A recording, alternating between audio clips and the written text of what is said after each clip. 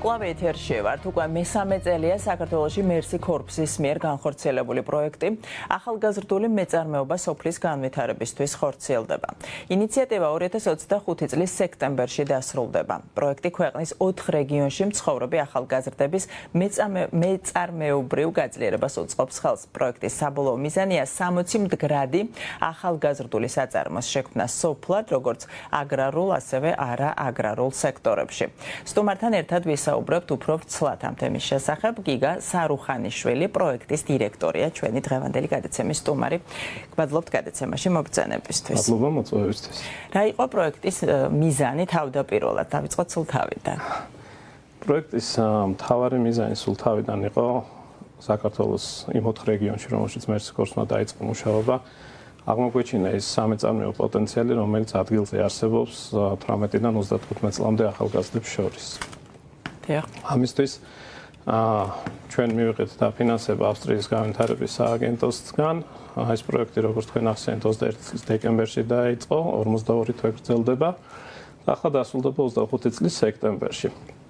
პროექტში ჩართული იყო ასევე ბევრი სხვა დაინტერესებული მხარე.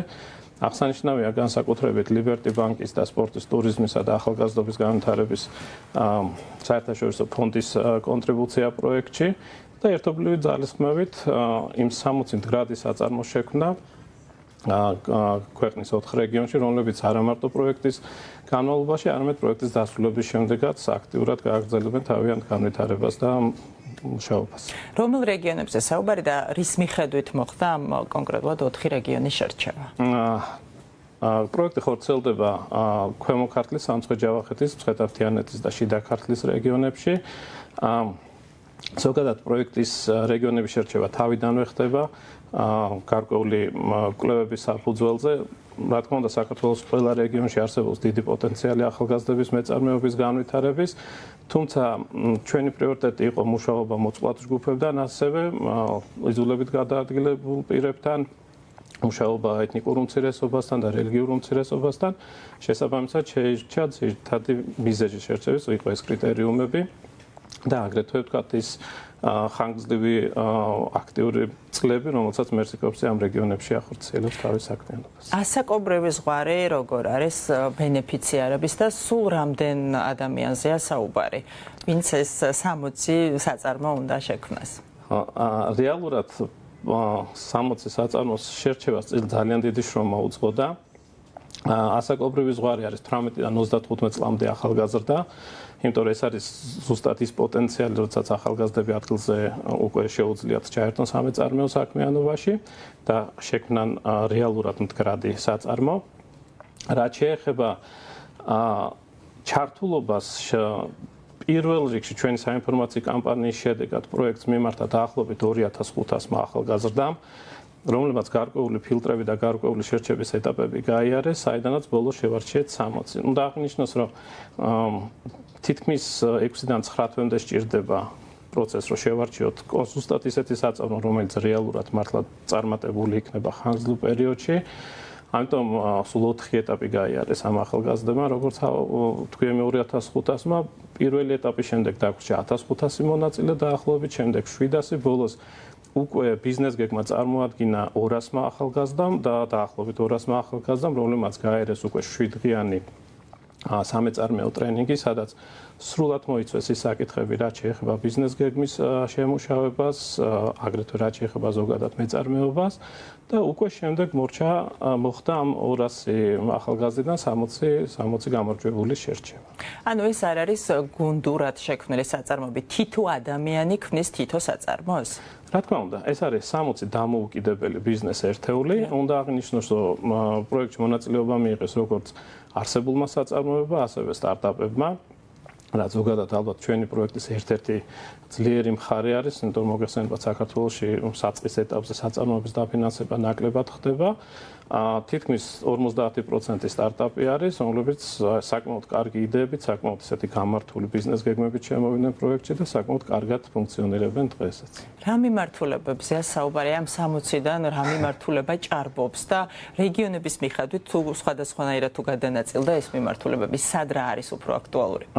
იცით რა, ახლა საუბრობთ სასოფლო რეგიონებზე შეიძლება რაღაცეთ წარმოდგენა შეგვექმნას, რომ ძირითადი აქცენტი იქნებოდა სოფლის მეურნეობის ბიზნესებზე გაკეთებული. თუმცა მთლიანად ამ 60 საწარმოში დაახლოებით 15% არის სასოფლო-სამეურნეო ბიზნესები. უფრო მეტი პოტენციალი აღმოჩნდა, რომ არის არასასოფლო საქმიანობაში. გადანაწილებას ძალიან გამიჭირდება რაღაც კონკრეტული სპეციფიკის გამოყოფა, იმიტომ რომ საკმაოდ იმდენად განსხვავებული ბიზნესები დავაფინანსეთ, რომ რაღაცა ეტაპზე ჩვენთვისაც კი გასაოცარი იყო, როგორ შეიძლება დღეს სოფლად აი ესეთი მრავალმხრივი ბიზნესები წამოვიდეს წინა პლანზე. მაგალითად შეიძლება არ ვსაუბრობ ჩვეულებრივ სასოფლო-სამეურნეო ბიზნესებზე, რაც ტრადიციულად არის თქვა აგროსერვისი, რაც არის თქვა ადგილზე პირველადი წარმოება, თქვა პირველადი წარმოების გადამუშავება, მაგრამ უნდა აღინიშნოს, რომ ისეთი პროექტები გვაქვს დაფინანსებული, როგორც არის მაგალითად პარიკების ოთახი, როგორც არის თქვა საკონდიტრო, ასევე თქვა სასტუმროები, სერვისის მომსახურების კუთხით და საკმაოდ აი ძალიან ფართე, ასე ვთქვათ, ასორტიმენტი გვაქვს ახალგაზრდა ბიზნესების. ამ ინიციატივის დასრულების შემდეგ, რომელიც როგორც გადაცემის დასაწყისშიც ვახსენეთ, სექტემბერში მთავრდება, ხომ? თუ იგეგმება, რომ ამ ადამიანებს სამომავლოდაც გარკვეული რეკომენდაციები, ხელშეწყობა ჰქონდეთ პროექტის ფარგლებში, რაც დასჭირდებათ უკვე ბიზნესის სამომავლო განვითარებისთვის.